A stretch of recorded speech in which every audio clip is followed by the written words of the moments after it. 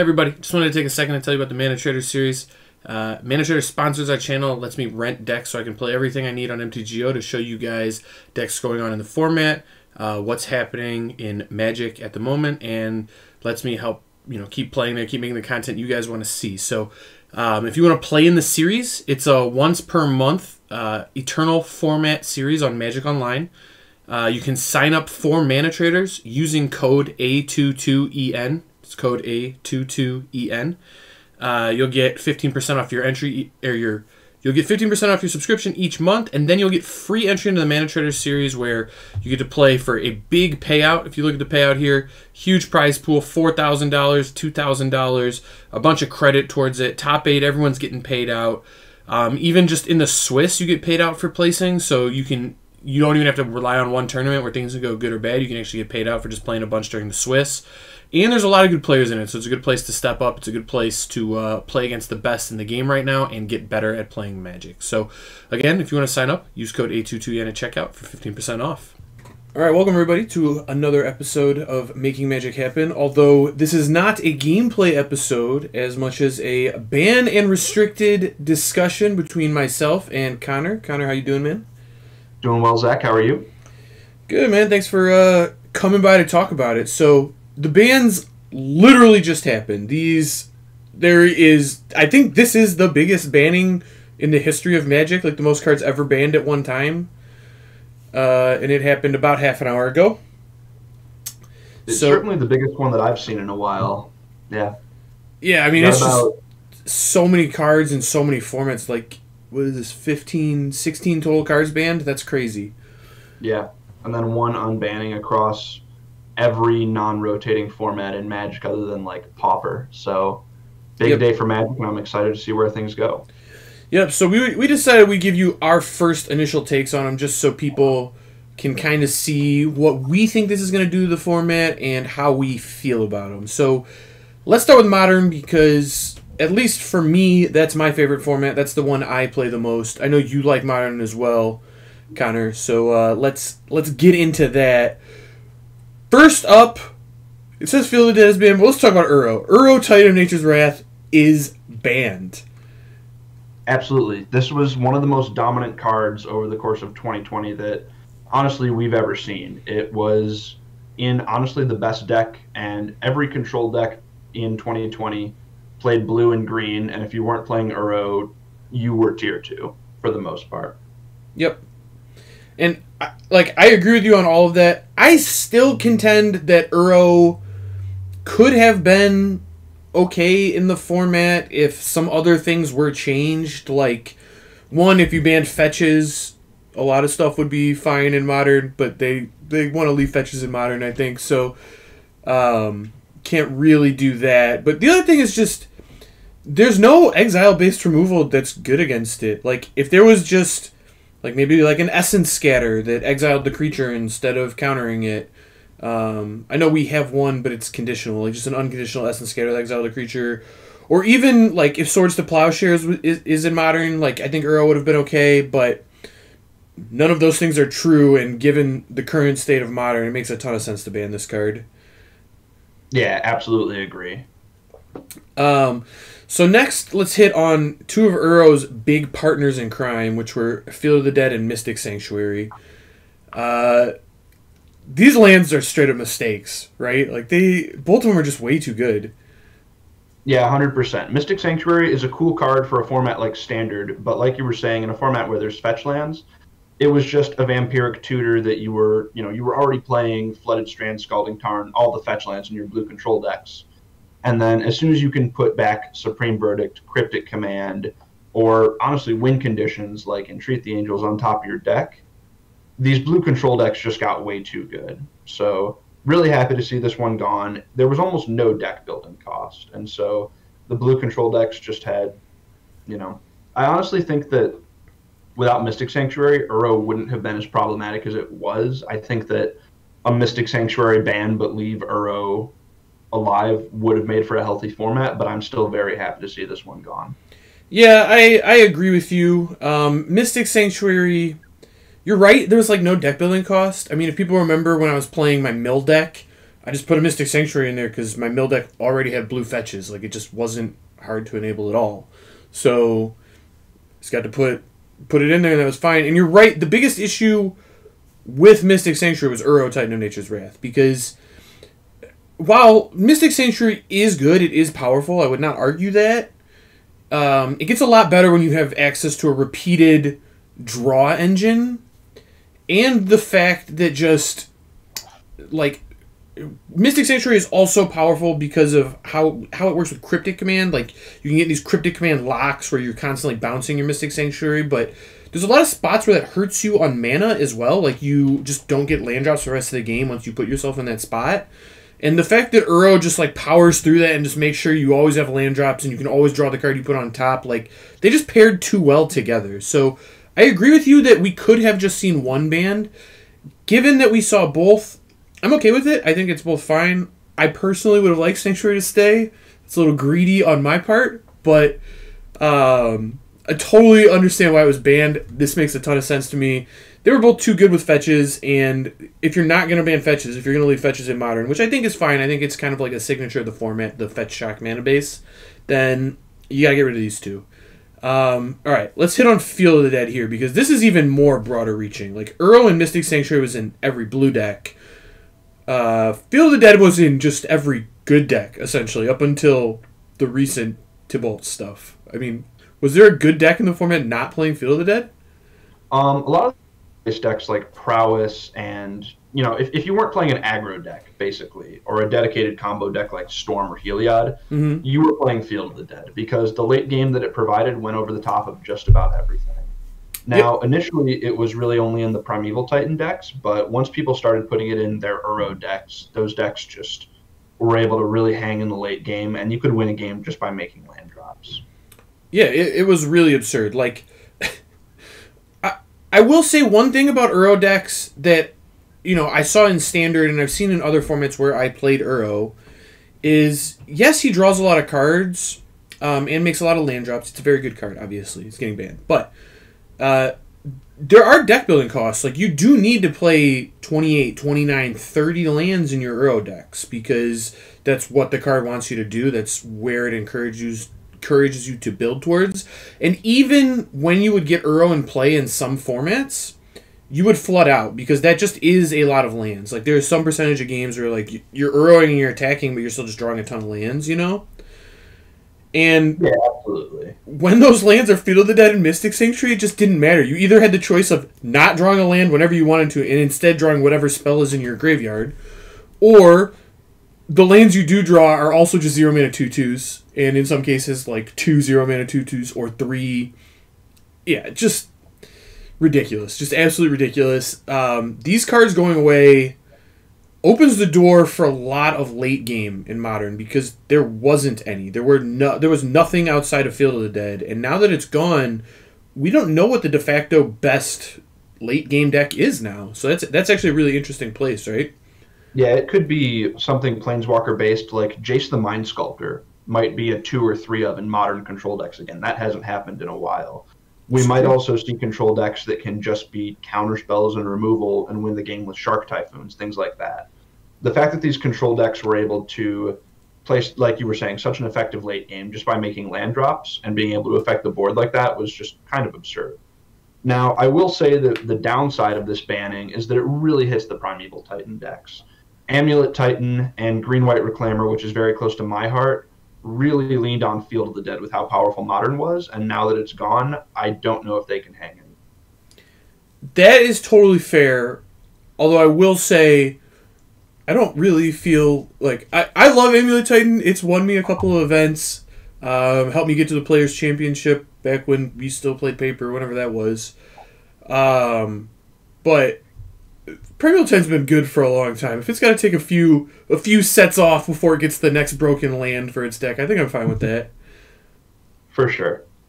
But who knows? Like, there are, like, World Tree just got printed. I don't know if that's realistic in a Primeval Titan deck, but it is the type of card that, like, Primeval Titan could break. Like, there is... probably not, but, you know, there is something to look at there, right? Yeah, for sure. You know, it's obviously a super powerful card.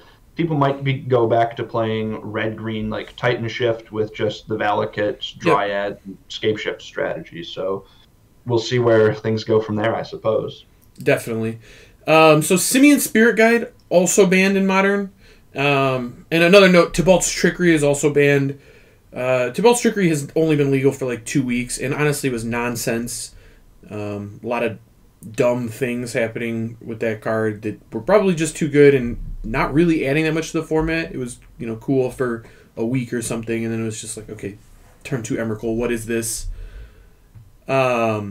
So I feel like we can't talk about these 2 cards without also talking about the Cascade rules change. Zach, Sure. have you played any Modern in the last 2 weeks?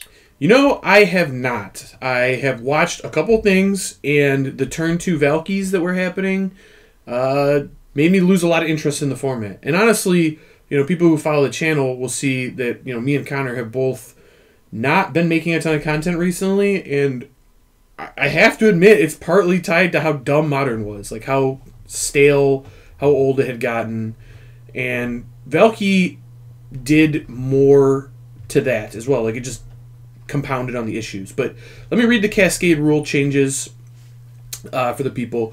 It says modal double face cards were designed to allow both faces to be playable in all situations. For example, if an effect lets you cast spells from your graveyard, the player is expected to be able to cast either face. Feedback has shown us, however, that in situations where certain criteria are mentioned, being able to play or cast the back face when it doesn't meet those criteria is not intuitive, which I agree with. This confusion plus being allowed to cast spells without paying their mana cost that you shouldn't be able to makes Cascade an issue. As a result, they're tweaking Cascade. The new rule basically checks the spell you cascade into, and then it checks the spell you're going to cast. So if you cast a Bloodbraid Elf and cascade into Valky, you'll now be able to cast the front half, which is a 2-mana 2/1, but you will not be able to cast Tibalt Cosmic Impostor, which is a 7-mana Planeswalker that's on the back of it, which just makes total sense. Like, you just should never have been able to cast the 7-mana thing in the first place, right? No, you really shouldn't. And, the busted things that people were doing with Cascade, they were also using Cascade cards like Ardent Plea and what's the name of the red-green one? Violent Outburst. Violent Outburst to cascade into Tybalt's Trickery, which would then counter the Cascade spell and get an Emrakul or an Eldrazi Titan. Yep. And so the fact that this needed both a rules change and Tybalt's Trickery being banned is kind of absurd in my mind, that just this one guy, Tybalt, with his Trickery and his Planeswalker, were able to do this much damage to the modern format, but I'm glad to see it gone. Sure, and the deck was winning something like 85% of its matches across many players playing it. It won like every event the last week. The turn 1 and 2 Tybalt was just ridiculous. So that's gone, and maybe 1 or 2 people on the planet are going to miss this, but honestly, the only people who even have tried this are like hardcore Magic Online grinders, and that is me and you, Connor, but I didn't even play it because I just saw it and I was like, this is too stupid. Like, I know this is going to change, and I'm not interested in playing a format where this is happening. Like there was a PTQ yesterday on Sunday on Magic Online. It was Modern, and usually those will get between 300 and 400 people. It was 8 rounds, Zach. That's less than 200 people wanted to play this Modern format because it's just no one's having fun with it. Yeah, I agree. I mean, that is the case. So, on the Simian Spirit Guide, because we mentioned it and we talked about Tybalt, but, Tybalt's newer to the format. Obviously, it's going to change the format more that this Tybalt rule change / banning has happened. But for a long time, modern people that know the format, losing Simian Spirit Guide's a big deal. This is a pretty notorious card in Modern, and it's been legal, I think, the entirety of the format, and it's never really been up to any good, but it's always kind of just felt like okay, I guess. I don't know. It's weird. It's going to be weird to see this one gone. Yeah, this is the one card on the list where I understand why it is too powerful of a card to exist in this format, but I think it will make the format worse. Simian Spirit Guide made a lot of tier 2 to 3 combo decks playable, and now that it's gone, we're not going to see Oops All spells. We're not going to see Ad Nauseam. We're not going to see Neobrand. And I hate Oops and I hate Neobrand, but I think that Ad Nauseam just being kind of a fair turn 4 combo deck was like really a good thing that people could do in the format. I don't think it was anything that was ever too powerful or even tier 1, to be honest, but I think that it was a good option, and I don't like the fact that people are going to be losing their pet deck that they've played for years just because of the sins of Tybalt's Trickery. Okay, so in fairness, Ad Nauseam still can function as a deck. You can 100% still play it. The combo still works. You just have to do it with Thassa's Oracle now. Sure, so it gets a lot harder. It's definitely worse because you don't get the free mana, but it's not like the deck is completely destroyed, like how banning Mox Opal killed Affinity. It's just you have to change your win con, and you're maybe a turn slower now, but Ad Nauseam was always kind of the deck that just had like absurdly good matchups and bad matchups anyway, and the absurdly good matchups, like against Mono Red Prowess or whatever, are still going to be absurdly good in my opinion. So I don't know. We'll have to see where that one goes. The other two, honestly, I mean, whatever. I don't care. Like, if you tell me Neobrand and Oops All Spells is gone, that's totally okay with me. I am not losing any sleep over not dying to turn 1 Gristlebrand anymore. Yes. I mean, selfishly, I kind of liked those decks because they were bad against the Force Negation decks I liked to play, but at the same time, like, they weren't really doing anything good for the format. It was cool that, some people got to play them and enjoy them, but, like, I've never met a single person who was like, I'm just an Oops All Spells lover. Like, it's my Modern deck. It's what I play. I can maybe, think of, like, a few people that, like, identify with the deck, but, like, there's very few people like that. And, I know a lot of Magic players, and almost every single one of them identifies with the deck in some way. And this deck was not liked. I don't know. Totally fine seeing that one gone. Modern's interesting now, man. So, with all these bans, literally, I mean, I've got the top of Modern here. We've got an URO Omnath deck that had a banning, 5-color Tybalt, banning/rule change. Is it Blitz? Didn't lose anything. Hammer Time didn't lose anything. Burn didn't lose anything. Spirits is up there, apparently. That didn't really lose anything. Rakdos Death Shadow didn't lose anything. Heliod Company, I don't think that lost anything either. Yeah, so we're looking at a lot of decks here that were tier 2 and they were creature based, right? Yep. And so I think that is where the format's going to go from here. I think the format's about to become very creature based, combat based, and there's going to be a lot of beatdown decks. Personally, if I had to choose a deck for week 1, I think that it would be Prowess. I think that Swift Spear and Soul Scar Mage and Lava Dart are the place to be right now. Okay. I mean, I can totally get behind that, and I think you're right. Like, of all the decks that were untouched in Modern from these changes, I agree with you that they're almost unanimously creature decks. That said, other decks couldn't exist because URO was better, right? And that's the reason you see all these other tier 2 decks all be the same type of deck, because any deck that was trying to go longer and would not be a creature beatdown deck just lost to URO Omnath. So, yeah, that's true too. So I want to see if we can find some late game decks. I'm going to look at some blue-white control. I'm going to keep looking at Mill. I think Mill is still reasonably playable. But, yeah, I mean, I agree with you. Prowess is probably a good place to go. I also think the Heliod Company is probably a somewhat decent place to go. I agree. That deck was very, very powerful. I don't know what the control decks are going to look like. I'm actually excited to brew with them, so I'm going to be trying some of that going forward. But yeah, I mean, those would be our 2 picks for the best deck, day 1. We'll have to see where the control decks end up, because it's not like the control decks don't have cards. Force Negation is still one of the best cards in Modern. That hasn't changed. Absolutely. There's still, there's a bunch of places to experiment with. We'll have to see. Is it time for Jeskai control to come back? Can we play Lightning Bolt again now that URO's gone? If people start picking up a lot of Monastery Swift Spears and maybe even Humans comes back with some Champion of the Parish, I think Lightning Helix might be due for a comeback. Okay. I can get behind it. I could see, like, Esper existing again, too. Basically, I can see control decks that aren't playing Breeding Pool in them to be possible again, because they just weren't. Which is very exciting, because as much as I enjoyed the Breeding Pool, Growth Spiral, URO control decks, they were just too good. It's time to do something else. We've been doing that for the last year. Yeah, I totally agree with you. Definitely right on that. All right, let's talk about Pioneer real quick, because I know this is a format near and dear to your heart. I loved Pioneer when it first came out, but it's just felt like it's in a weird place ever since, paper events stopped.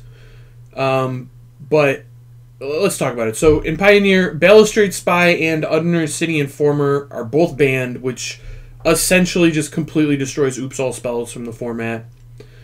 And then URO also got deleted because URO is now not literally legal in no formats except Legacy and I guess Commander. And then Wilderness Reclamation and Teferi Time Raveler are banned. So first off, how do you feel about the Oops going away in Pioneer? So I'm sad about it, but I think that it makes sense. That's a deck that I enjoyed, but it was honestly just like really, really good, and the gameplay was horrible. It was kind of just like you mulliganed until you found a turn 3 or a turn 4 combo, and then you asked your opponent if they had a Thought Seize or, a 3-mana counter spell. If they did, you lose. If they don't, you win. And those games are just like kind of miserable. I think that going forward, the combo deck of choice will be, near and dear to my heart, Lotus Field, or it might be something with Luca or Transmogrify. And I think that the gameplay I think that the gameplay patterns of those two decks are much healthier for the format than Oops All Spells.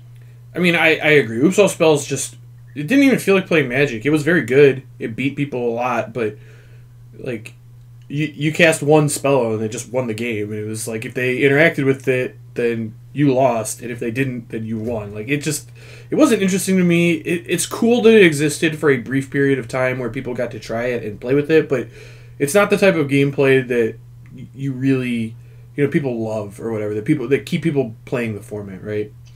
Yeah, absolutely. Like you play a tournament or two with it, and the novelty wears off really, really quickly. Yep.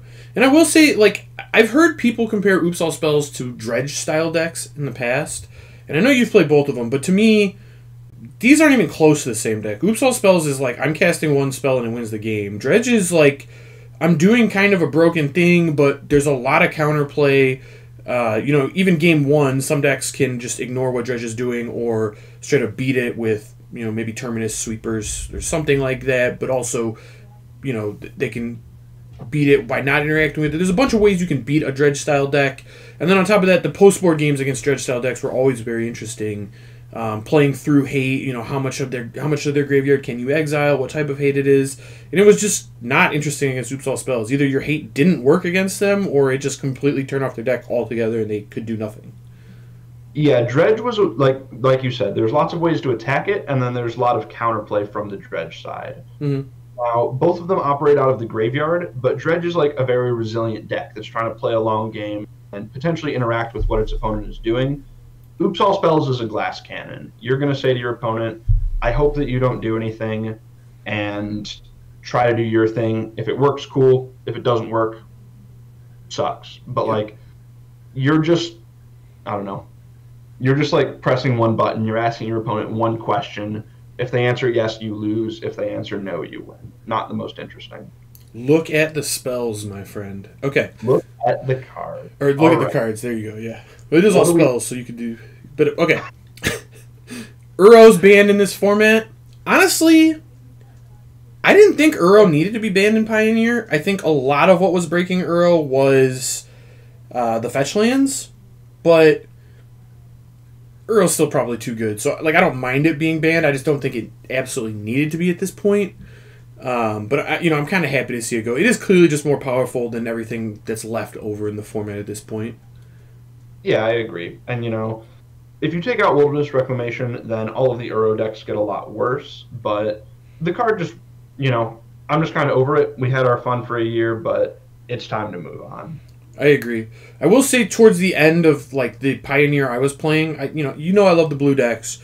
URO was better than Dig Through Time in, every blue deck in Pioneer. Everyone that could cast it. It was just straight up better, which is wild. What? I said, which is just so crazy, because Dig Through Time is, exactly what a control deck wants to be doing. Exactly, but it was just better to play URO because it just did more and represented more cards and was a more permanent, ridiculous. Dig Through Time it's a completely absurd card. It's banned in Legacy, but they're like, no, we'll print something much better in URO. Okay, So the two weird ones from Pioneer, Wilderness Reclamation and Teferi Time Raveler are banned. Yeah, so in the announcement, they gave some kind of in-depth reasoning for this, and let's start with Teferi, if that's cool. Sure. So the reason they gave was that the Niv to Light decks in Pioneer were just too good, and these were mid-range decks that were playing Teferi and Uro, and Niv Mizzet and Brink to Light kind of go over the top of all the Bear deck. And so they banned Teferi to keep Niv to Light in check, I guess, which I don't really understand because honestly, I don't think that Teferi was the most powerful card in that deck, but I also don't think that that deck was the best thing to be doing by any stretch of the imagination. But kind of like Uro, I don't think it's a card that needed to go, but the play patterns that it creates just are never very fun. No one really enjoys playing against this card, and I don't hate to see it go. Yeah, Teferi, like we've talked about Teferi before in other formats, but like it probably didn't need to go. I don't think, I'm with you, I don't think Niv to Light is necessarily the best deck. That said, Niv to Light got really neutered losing both Uro and Teferi. Yeah, absolutely. But I will also say Jeskai Luka and like Jeskai Fires decks were, I think those were kind of going to be problematic once you take away a lot of the stuff that could beat those, and those decks losing Teferi, it's a big deal for them. So I will say that. And I mean, Teferi's just so dumb. Like, if Teferi just said opponents can't cast spells on your turn, it would have been really good still, and probably still legal. The fact that it just like turned off so many random interactions from like opponents and like making them strictly play at sorcery speed was just too good. Like that effect was just a little too powerful, I think. And I mean, we're really cool card in Pioneer, Zach. What? Dreadhorde Arcanist. Love me some Dreadhorde Arcanist in like heroic style decks or the red-black sack decks. Sure. And it was just unplayable with Teferi in the format. Yeah, I agree. Yeah, so that one wasn't a little bit of a surprise. They then banned Wilderness Reclamation basically because they thought it was going to be too good without Teferi there, which I guess I can see, but I would say Wilderness Reclamation, a lot of the power of that deck came from Uro. The Wilderness Reclamation decks just weren't good against the aggressive decks without Uro in them. Like, they needed Uro as that stabilizing thing. And maybe they can find something. I don't know. That said, Wilderness Reclamation is another dumb card. Like, you probably didn't need it. Like, I don't think it's adding that much to the format. Yeah, and part of the reason they gave it wasn't just for format health. They also just don't want Pioneer looking like Standard 2.0 with, which with all of the Wilderness Reclamation decks kind of dominating the format, it was turning into. And so I don't hate this ban just to make Pioneer a little bit more unique among the Eternal formats. Sure. I guess we'll have to see what happens with Pioneer, because I still am having a hard time, caring about it. But that's just because there's no paper. And let's see what happens when paper comes back. There's going to have to be something that happens with Pioneer and Historic. I'm not sure what we'll see. All right, so Historic, Omnath is banned. It was already suspended, so that's just a permanent removal of it. Good riddance. Uro is banned in Historic. I don't think Uro was particularly good in the format towards the end of its life there, but at the same time, Uro is just a heinous card that will get better and better as more cards get printed, so whatever. It's fine to delete this one. No, I don't think anyone is going to miss it, honestly. Yeah, really a format that I play, but pretty much everyone who I've talked to just said that Uro makes the experience miserable. So totally fair. Okay, so Legacy. If you have been watching the channel for a while, I did play Eternal Weekend this year.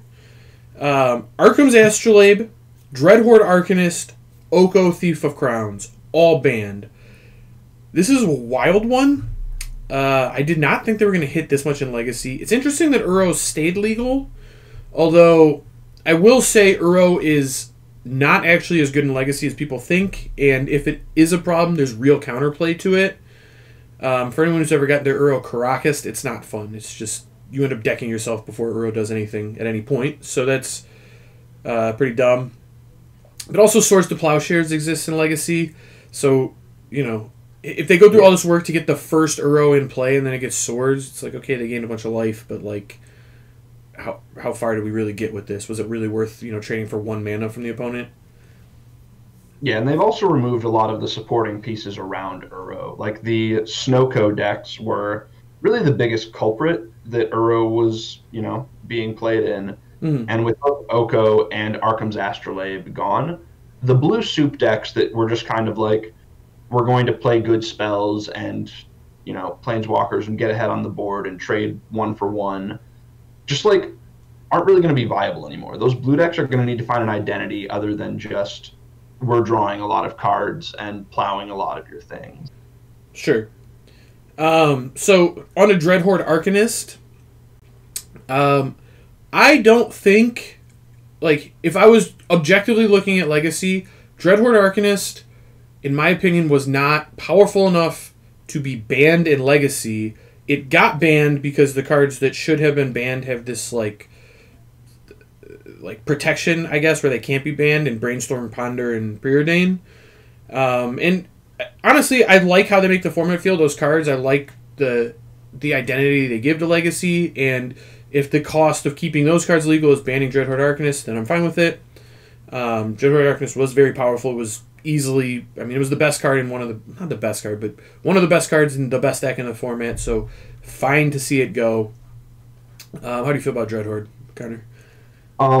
Like you, I think that this was not the problem. The best deck in Legacy was Temur Delver, and yep, that's been true for a while, and it wasn't particularly close. And, Dreadhorde Arcanist certainly wasn't the best card in that deck, but it was very powerful. And, WotC has made a decision, and I think you and I both agree with it, that the blue cards, the Forces, the Brainstorms, the Ponders, are the pillars of Legacy, and that's going to be the identity of Legacy. Yep. And like you said, banning cards like Dreadhorde Arcanist is a cost of maintaining that identity. Totally agree. And now that we're talking about the Brainstorm, the Ponder, the pillars of Legacy, Arkham's Astrolabe was so heinous in conjunction with those cards, because when I would play Legacy in the past, every deck plays those cards, essentially. Not every deck, but over 50% of the decks in the format would play those cards, like the core of Force of Will, Ponder, Brainstorm. And before, at least, because you were playing, at least 20 lands, something like that, maybe a little more, and those 12 cards, you only got, 28 other cards, maybe 25 other cards to put in your deck, and you had to make decisions. Like, you had to pick what color. You couldn't go too many colors because Wasteland would then punish you, so you really had to, am I going to be 2 colors and be Wasteland immune? Am I going to, play 3 colors, 4 colors, get greedy, but, choose to lose to Wasteland and try to play around it? There was a lot of decisions to make before going into the tournament, and then a lot of ways to approach games once you got in there, depending on how your opponent's deck was built. And even though everyone had this core of 12 blue cards that are just really good, the games all played out very differently. There was a ton of play to the format. The games are super interesting. Once you added Astrolabe to this mix, not only did the decks get smaller, because instead of having 28-ish other cards you could put in the deck, you now are on 24, 23, something like that, right?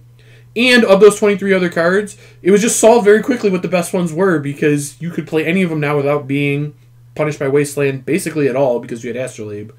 So, I don't know. This one going just makes too much sense to me. It really... Well, it doesn't look that powerful. No matter how many times you look at it, it doesn't look that powerful. The card just is that powerful, and it just has terrible effects on formats, and I'm really happy to see this one go.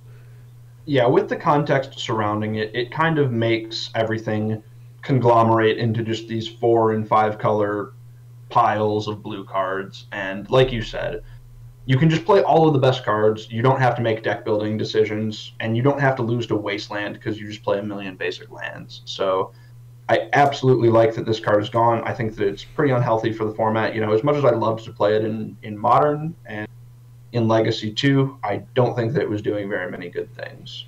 No, particularly just the immunity to Wasteland. It was if Wasteland wasn't such a crucial part of how Legacy works and exists, Astrolabe probably would be fine in the format, but I don't know. It just being the trump to Wasteland just was not good, in my opinion. Absolutely. So where do you see Legacy going from here? Okay, so even when I was playing in the past, during Eternal Weekend, I was coming to the conclusion the more and more I played that all of the decks that were snow decks might have been better off just being URO Field of the Dead decks. And Oh, wow. Okay. I'm like, this hasn't changed that at all. You definitely lose Oko now, but honestly, okay, Oko was clearly better than Teferi Time Raveler in Legacy. It was better, but I think they're similar power level at the very least. I could easily see like a Bant Field of the Dead deck playing Teferi and URO and Swords to Plowshares and all the blue cards. That seems pretty likely to me. I don't know. We'll have to see what happens, but I would not be shocked if that's just immediately the best long game deck. And then Delver's never going to change. We didn't mention Oko got banned, for the record. Oko is banned in Legacy. That card is heinous. I don't even think we need to talk about it. It was No. It was not legal for very long, so I don't think a lot of people remember how broken it was. But I will say, when I went back to play Eternal Weekend, I remember Oko being broken, and then I played some games with it, and it's just like, how? How did this ever get out of R&D? This card is so unbelievable. It's just ridiculous. And, I actually think that Oko might be the most obvious ban on this list, and I also think it's going to be the most impactful because I think that it was holding the most things back. I think that one of the big pillars of Legacy in the past has been Chalice of the Void to fight the Delvers and the kind of just blue cantrip piles of the world. And I think that with Oko not being able to just turn Chalice of the Void into a 3/3 elk, those decks are going to be able to come back in a big way. I mean, I agree with you on that, but also it was just heinous how perfect of an answer it was to everything for Teamer. Because Teamer decks get a lot of very, very powerful spells and creatures, and their one weakness is their removal is really limited to small things. Like, that's what the color combination does, right? Mm-hmm. And Oko is just like, oh, you're going to lose to a Merit Lage? Nah, we'll elk it. And then you can Lightning Bolt it, and it's fine. Or you're going to get blown out by this Chalice of the Void? Nah, it's an elk, and then you can bolt it, and it's fine. And, like, it just... No, that combination was too good. So happy to see this one gone. You're right. And, you just mentioned another thing that I'm really excited might be coming back in the format is before I started playing Delver, one of my favorite decks to play was Green-Black Depths and lands in Legacy. And the fact that 2020s don't just immediately get turned into 3/3s now is really exciting. Okay, so I agree with all of that. I still think Delver decks are going to be good in Legacy. I'm hopeful that we see some variety of Delver decks again. It'd be cool if, there's Jeskai Delver and Teamer Delver and Sultai Delver and any other Blue X Delver variant. It'd be cool to see those come back. I don't know if they will. Maybe we can talk about banning Delver, but Legacy's played so infrequently, I think that's fine. But I'm with you. Sorry, go ahead. Sorry, I was just going to say that I think that there might still be Teamer Delver decks around because, Delver, Tarmogoyf, Hooting Mandrills, and honestly, like Klothys and Sylvan Library are all very powerful. That's fair. But I think our friend Gurmag Angler may be making a comeback with some Grixis Delver. Sure, we could see that too. But we'll see where Legacy goes. Who knows when the next time we'll be able to play it is. Probably some Magic Online event. Last thing, just real quick. Lurrus was unbanned in Vintage. This makes sense now that when it was banned, there was no companion rule change errata where it cost 3 to put in your hand. You could literally just cast it from outside the game, and it was way too good in Vintage. Now with the rule change and having to pay 3, this makes a lot of sense. I don't even think we need to talk about it. I think it's just obvious at this point. Yeah, the rules change kind of did what was needed, and Vintage can go back to being the format with no cards banned. Okay, so past all of that, I think we can both agree that 2019, 2020 into 2021-ish area of card design was pretty rough for Magic, right?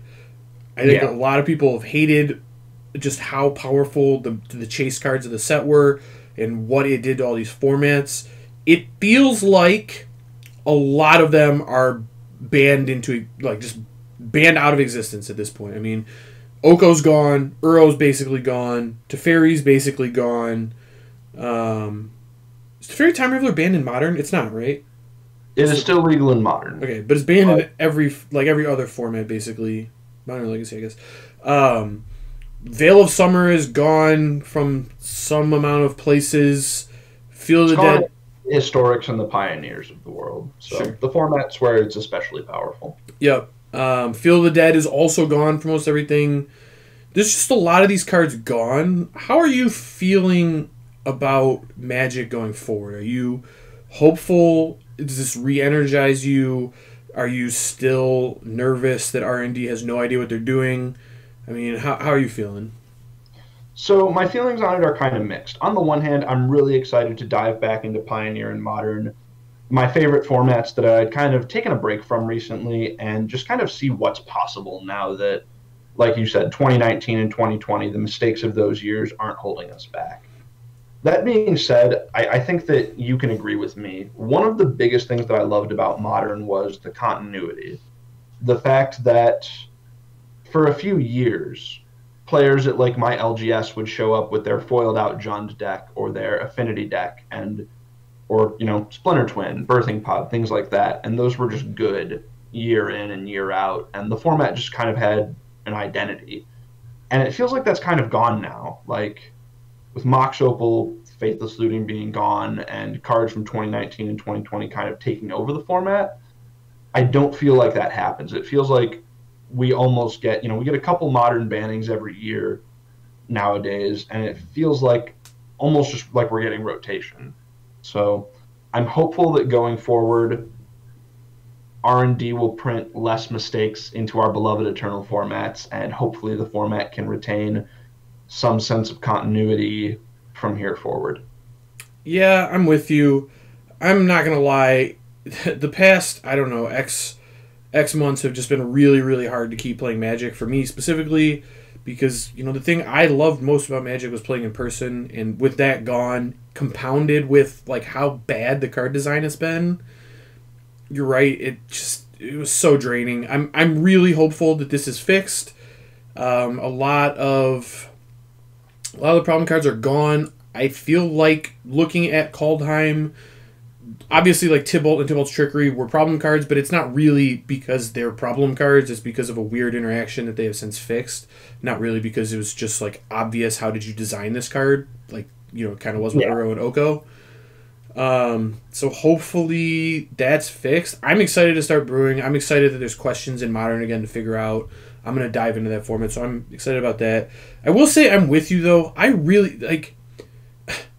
back when we started playing Modern 3, 4, 5 years ago, whenever it was, and even before that, but for a long time, Modern was like, people identified with a deck, and they came together and loved an archetype, and for the last 2 years, it's just been nothing but broken cards and the Magic community pushing to play the best deck. I mean, that's literally what it's been, and I don't really hear people say that anymore. There's I don't see a lot of people like, I'm red aggro guy, or I'm control guy, or I'm combo guy, and you just don't see it very much. You see it kind of, but the people I see it from mostly had these identities from before this era, and I don't really see new players coming up identifying that way. And not that that's a bad thing, but it's something I'll miss. I'm with you because I like just talking to somebody and be like, what, I love control. For me personally, and then they'll say they love control, and it's like, hey, you know what, we got a connection there. Nice to meet you, fellow control lover.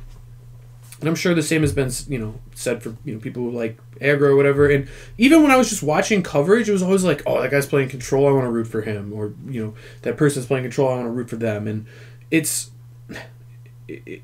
I feel like Magic's better when that exists, at least to some extent. Like you can always have somebody who just wants to play the best deck at all times, but I feel like that should be part of Magic, at least. Like there should be a place for people like that, and I really feel like there hasn't been for the last 2 years because I don't see that. I don't see any content creators like hyping it up or like saying this is good or that it's okay to do that. In fact, almost all the content I consume, people just keep pushing play best deck, and the cards kept coming out. We're dictating you should play the best deck because these are so much better than everything else that it's not even close. What are you doing? And I really just hope we can get back to having people that get to play what they like to play.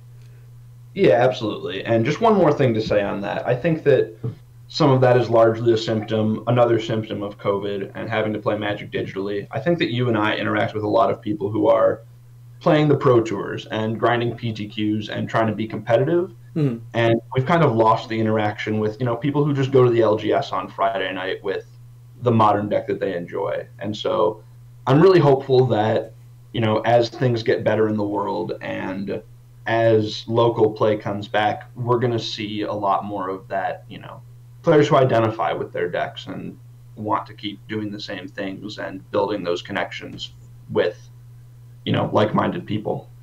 Sure. Yep, so I agree with you. Well, thanks, Connor, for stopping by. I feel like this was a pretty productive talk. I think going forward on the channel, you guys are going to see a lot more content. Just this ban is huge. It's really energized me personally. I know you're dealing with some computer issues right now, right, Connor? I am, yeah, but I'm hopeful that within the next week or so, I will have my computer back and I'll be back on the grind. Oh, that's awesome. I'm excited to start recording. I don't know when this ban is actually going live, but I have not wanted to play Magic Online. Like, I couldn't get myself to pick up and play it. There's just nothing about the format or anything on Magic Online drawing me to it. And now I can't wait. I am so excited to start brewing control decks. We're going to have a few. The effective date is today. I would not be surprised if by the time we're done recording, you were able to log into Magic Online and these cards would be banned. Oh, baby. Now, I will say that the Cascade rule doesn't go into effect until Wednesday. So we're going to have to wait until after downtime for the Valky nonsense to stop. But in other formats, you'll be able to do your thing. I mean, that's totally... Like, if the ban is in place and people have to try new stuff, whatever, I'll take the one time a league where somebody Valky's me, because I think Magic Online players know, like, if this is fixed, like, farming tickets for 2 days with Valky is just really not worth it. Like, I'm not going to go play a PTQ, so... Yeah. Just, in leagues, I don't think we'll play it. We'll see what happens. But thanks again, everybody, for joining us. Remember, if you like the content we're making here, please subscribe to the channel. Please like the video, and please comment. All that really helps us with the YouTube algorithm. It helps us keep growing the channel. Any last words from you, Connor? No, Zach, just thanks for having me, and I'm really excited to play some Magic. Same, man. All right, we'll talk to everybody next time. All right, bye, everybody. I'm joined by Kyle Bogomaz. Welcome, Kyle. How are you? Raja Suleiman with Orzhov. Max McVitie. Congratulations to Brian DeMars. Zach Allen. I wouldn't be here without these guys, though. So. And the champion of Proto Counter-Attack, Ari Lax.